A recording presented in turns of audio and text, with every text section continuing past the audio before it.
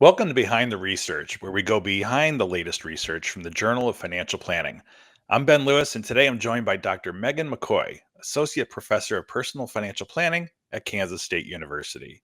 Megan, along with Billy Spencer, Blake Gray, Shane Hetty, and Donovan Sanchez, authored the latest research in the September issue of the journal titled Exploring Planner Pain Points and Client Crises in the Psychology of Financial Planning.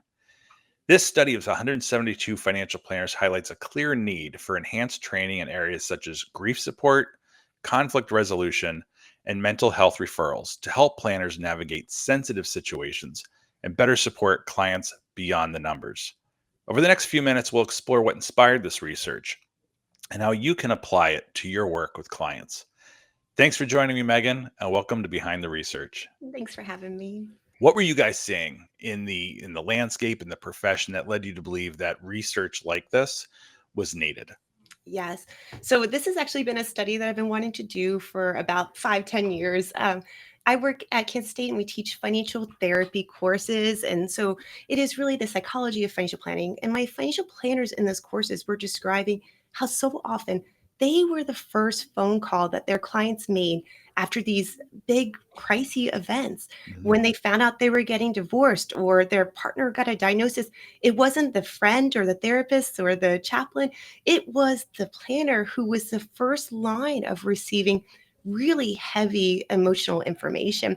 And so I wanted to be able to measure how often are these kind of life crises happening in financial planning rooms, and how equipped do the planners themselves feel in addressing and taking care of those clients in those moments of time. Now, when you were doing your research, was there anything that really stood out to you as any kind of key findings that you think are of particular importance to planners?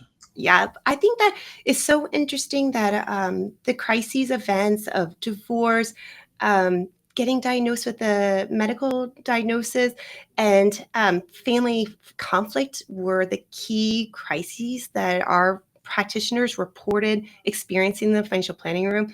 And it was really interesting some of the other findings that planners reporting that they were seeing financial abuse with their clients, like someone using money as a source of power and control, and things like family secrecy or financial infidelity, as it can be called, lying to your partners about money, or even having dependent adult children that were failing to launch, and how that planners were looking for resources to address these really interesting and very difficult situations with their clients.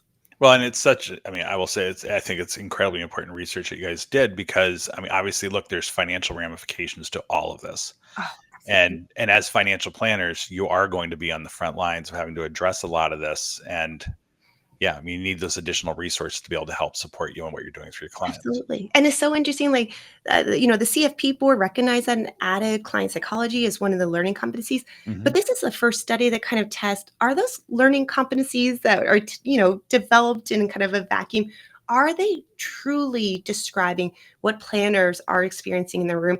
Are the planners feeling like they got received training in those areas? Where do they want more training?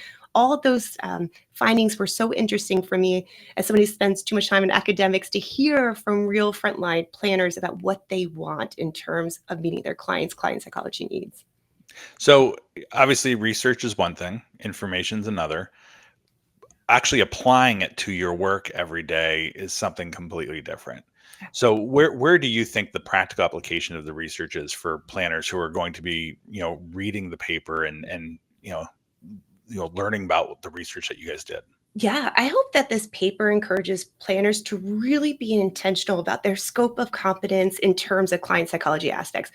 We have to have, there's a great FPA article a while ago that talked about human centered moments or Mhm. human moments with our clients, where if our clients are grieving the loss of their partner, we need to get to the numbers, but we first need for them to feel that we empathize, we support, that we're there for their as a human. And so figuring out how you navigate that, do you have enough training on that?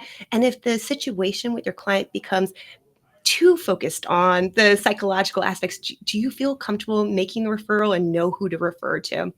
I also really hope that this paper helps people recognize what kind of trainings are available out there, and maybe encourages universities and other financial planning training programs to engage in more crisis training for their financial planners.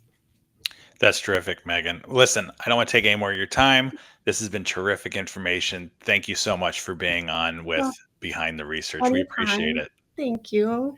Excellent. And so let me go ahead and share with everybody a little bit of information so you can dig into this exciting new research in the September issue of the Journal of Financial Planning, which is now available to all FPA members. You can simply scan the QR code that's on the screen or visit fpajournal.org. Again, that's fpajournal.org.